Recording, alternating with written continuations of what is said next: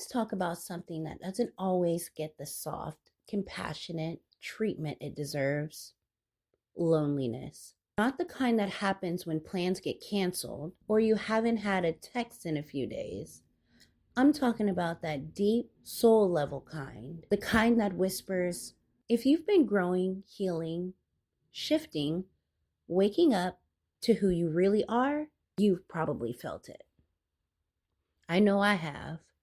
And I used to think something was wrong with me because I felt lonely. But now I see it differently.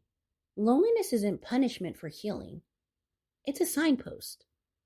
Let's talk about what it's pointing to. I want to start by saying there's nothing wrong with you for feeling lonely. That's just your nervous system doing its job.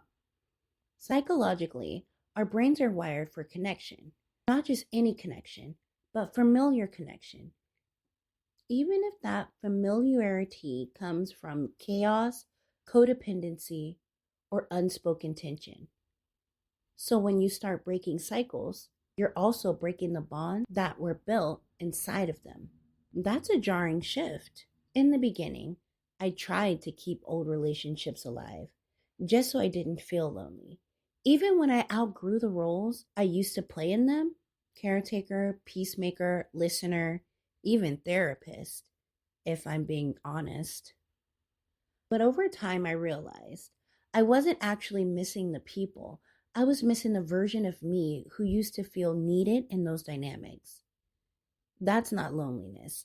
That's actually grief. And grief is a part of healing. I had to sit with that. No distractions, no scrolling, just me and those heavy feelings. And over time, I stopped asking, why am I so alone?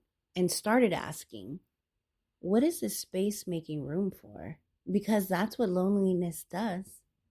It carves out space for new routines, new reflections, space for aligned community, not just people to fill the room, but people who feel like home. And here's the twist.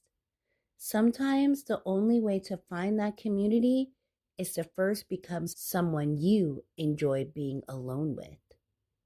When I made that shift from fearing my solitude to honoring it, everything changed.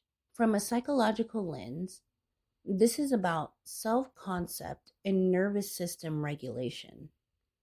If we were conditioned to be the one who holds it all together, your worth may have been tied to being needed, not known. So when you're no longer needed in that same way, your brain says danger, isolation, rejection. But healing says no, safety, sovereignty, realignment. That loneliness isn't abandoned, it's a transition. And like any transition, it gets uncomfortable before it gets clear. Here are a few things I've learned to work with the loneliness. I remind myself alone doesn't mean unloved.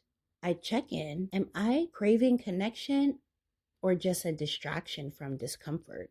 I do something creative, something that expresses my aliveness, not just fills my time. And I speak affirmations out loud.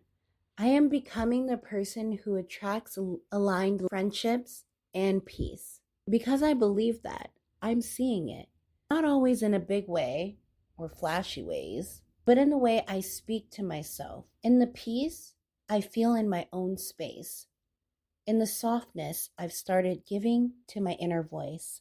So if you're sitting in that space right now, that strange quietness after a session of chaos, I just want you to know you're not behind, you're not broken, you're not forgotten. You're just in between the old and the new, and that in between is sacred. Bye, friends.